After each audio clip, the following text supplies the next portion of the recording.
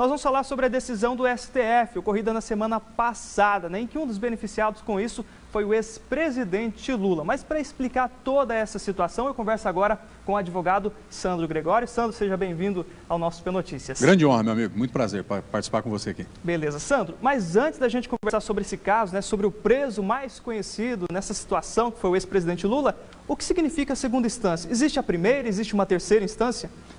Exatamente. Para as pessoas entenderem melhor, a primeira instância que moramos é aquele fórum estadual, na Justiça Estadual, que fica ali próximo da Praça Ennio Romagnoli. E a segunda instância, a primeira instância da Justiça Federal, que é mais especificamente que trata desse caso do presidente Lula, fica ali próximo ali da região da... Posso falar o nome do comércio? Nossa Casa, fica em cima da nossa casa ali, a Justiça Federal. E a segunda instância são os tribunais que fazem as revisões da sentença de primeiro grau. No caso da Justiça Federal é Porto Alegre, o TRF4, que aí é a segunda instância, e do Paraná, o Tribunal de Justiça do Estado, que fica em Curitiba. Então, a partir do momento que tinha o julgamento na segunda instância, a partir de 2016, era permitido o cumprimento da pena imediata, o que foi revogado agora com essa nova decisão do STF. E esse tipo de julgamento, dependendo da localidade, da comarca, assim podemos dizer, depende do tipo de crime ou não? Não, existem as causas cíveis e criminais. Essa do presidente Lula envolve a questão criminal.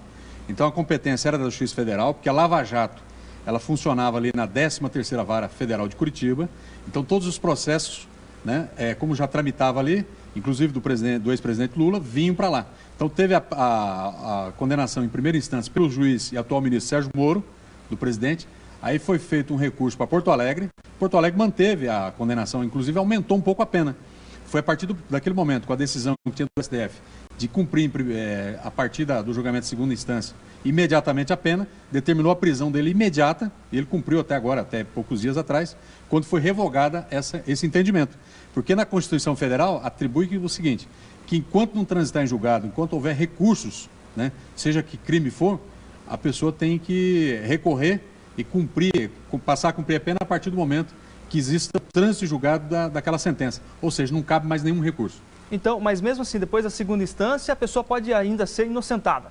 Pode ser inocentada. Você tem lá o STJ, que é o Superior Tribunal de Justiça, em Brasília, que faz os julgamentos, e quando tem ofensa à Constituição Federal, o Supremo Tribunal Federal. Mas o que acontece? O filtro é muito pequeno. A sentença do juiz de primeiro grau, ele avalia, ouve as testemunhas, ele convive com os atores, todos os atores do processo. Já o segundo grau, que é a segunda instância, ele faz uma análise desse julgamento, de apreciação de provas, enfim, da legislação também que foi aplicada, e não tem contato com nenhuma das partes mais, a não ser antigamente por papel e hoje é tudo digital. Então, acredito o seguinte, que esse julgamento de primeira instância, ele desseca praticamente todo o processo e a segunda instância vai corrigir algum erro grave. E na terceira instância, muito difícil você ter uma injustiça. Até porque é importante conferir que quem consegue advogar nos tribunais superiores de Brasília, STF e STJ, são pessoas que têm muito dinheiro, porque isso custa muito caro e você tem que ter advogados caros para poder ter algum tipo de chance de fazer recurso lá para esses tribunais.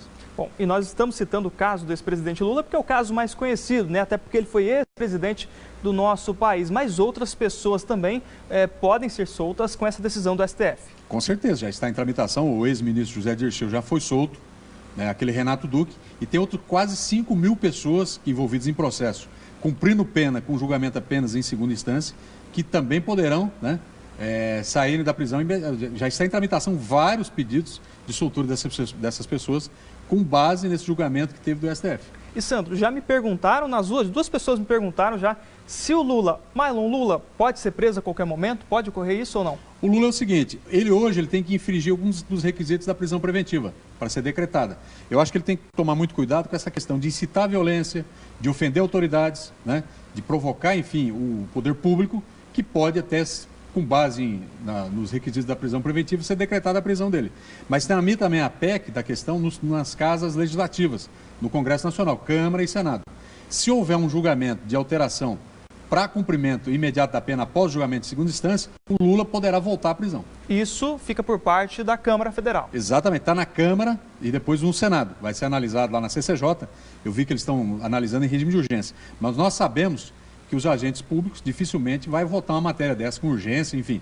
Existe uma pressão popular da população para que se altere, mas eu acredito que é muito difícil acontecer isso. Então, um cidadão como Lula, se não houver mudança da PEC, ou se não cometer qualquer erro que possa infringir os requisitos da prisão preventiva e ser decretada da prisão preventiva dele, ele pode ficar, talvez, até morrer, solto, sem cumprir nenhuma pena dessa, porque ele vai ter outros julgamentos. Mas os outros julgamentos ainda serão feitos na primeira instância, terão análise da segunda instância e com certeza vão recorrer até os últimos, todas as instâncias dos tribunais, tudo que for possível vão recorrer para que não se cumpra essa pena. E mesmo tendo sido solto na semana passada, ele ainda não é considerado inocente. Exatamente, é isso que as pessoas têm que se atentar, não existe questão de inocência. Ele é um réu condenado em duas instâncias, primeira e segunda instância, e efetivamente ele está solto por uma decisão do STF que não permitiu mais, né, a prisão após o julgamento da segunda instância, exigindo o trânsito e julgado da sentença, o que significa dizer que não cabe mais nenhum recurso, né? Não cabendo mais nenhum recurso, a pessoa se apresenta para pagar a pena. E essas inspirações vêm, um exemplo, daquele caso do Pimenta Neves, que ele assassinou aquela jornalista em São Paulo, uma ex-namorada dele, não é? De forma covarde, e ficou praticamente 20 e tantos anos recorrendo. Isso causa na população uma sensação de impunidade ao extremo. Agora, uma dúvida minha, esse caso do Lula e os outros casos também podem prescrever ou não? Não vale nesse caso? Não, eu acho que acredito o seguinte, no caso dele, eles acreditam que pode haver prescrição, por causa do grande número de recursos que serão interpostos. Ele tem uma banca de advogados muito cara, né, de advogados, dos melhores do Brasil, que tem, enfim, que vai fazer de tudo para que efetivamente essas penas dele sejam anuladas. Existem, inclusive, processos tramitando na instância superior para anular todo o julgamento dele com base naquelas questões daqueles vazamentos de áudios, né, não comprovados, porque sequer o áudio foi enviado à Polícia Federal, que dava conta que eles acusam, né, que o juiz e atual ministro Sérgio Moro tinha uma conversa, né, não muito republicana, com os procuradores. Então eles estão trabalhando também com isso para anular todo aquele processo que condenou ele. Beleza, então, Sandro, muito obrigado pela sua participação, muito obrigado pela explicação também à população de Moarama e região. Meu amigo, eu que agradeço, um grande abraço para os telespectadores de Moarama e colocar à disposição de vocês, sempre que eu puder sanar alguma dúvida, eu estou à disposição. Um grande abraço. Com certeza, obrigado. Valeu então.